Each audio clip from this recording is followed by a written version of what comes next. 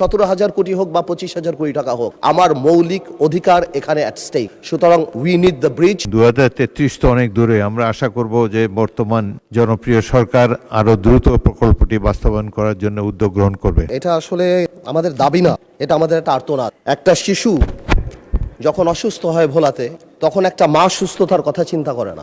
চিন্তা করে আমরা যে এই ভৌগোলিক কারাগারে 12 ঘন্টা 14 ঘন্টা লাগবে, লঞ্চ নাই, সন্ধ্যা 6টা থেকে পরের দিন সকাল 6টা-8টা পর্যন্ত আমরা যেতে পারি না কোথাও।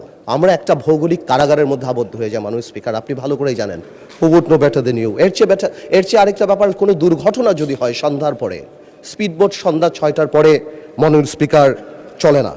তো সেই ক্ষেত্রে আজকে দুঃখজনক যে 2026 সালে আমরা মূল যে ভূখণ্ড তার চেয়ে কত দূরে, এবং এই কারাগার থেকে যে আমরা কবে মুক্তি পাবো আসলে আমরা বলতে পারি না। 200-র বেশি সার্ভিস ও ফিচারে লেনদেনের সব বিকাশ অ্যাপে সম্ভব। আমরা কেমন জানি একটা অস্থায়ী অবহেলার মধ্যে পড়ে গিয়েছে মাননীয় স্পিকার। তাই বলবো, শুধুমাত্র ইকোনমিক ফিজিবিলিটির দিকে তাকানোর না, আমার সাংবিধানিক যে অধিকার, এবং এটা সুপ্রিম কোর্টের অনেক রুলিং আছে, এবং আপনি যেখানেই যান, আপনি যদি ব্রড ইন্টারপ্রিটেশনে দেখেন, আমি বাংলাদেশের যে কোনো জায়গায় যেতে চাই কোনো বাধা ছাড়া। কোনো ধরনের ফিনান্সিয়াল বাধা বা অবস্ট্রাকশন বা এই ধরনের অবস্ট্রাকশন এটা কোনোভাবেও সংবিধান অ্যালাউ করে না, এবং সংবিধান এখানে পজিটিভ দায়িত্ব দেয় রাষ্ট্রকে যে আমার এই বাধা সুনিশ্চিত করা। মাননীয় মন্ত্রী সাহেব 17,000 কোটি টাকা বলেছে, 17,000 কোটি হোক বা 25,000 কোটি টাকা হোক, আমার মৌলিক অধিকার এখানে অ্যাট স্টেক। সুতরাং উই নিড দ্য ব্রিজ। আপনি যেভাবে বললেন, স্বপ্নের ব্রিজ এটা আমাদের সাম্যের অধিকার, সাম্যের প্রতীক, এটা আমাদের অধিকার।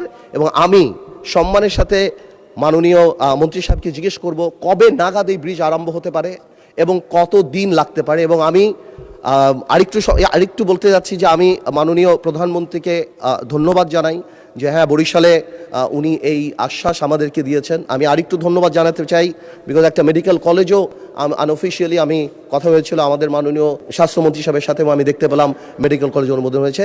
যা coming back to Bhola bridge, আমি এতটুকু জানতে চাচ্ছি এটা কত দিন লাগতে পারে এবং কবে এই কাজ আরম্ভ হতে পারে। আপনাকে ধন্যবাদ মাননীয় স্পিকার। মাননীয় মন্ত্রী শেখ রবিউল আলম।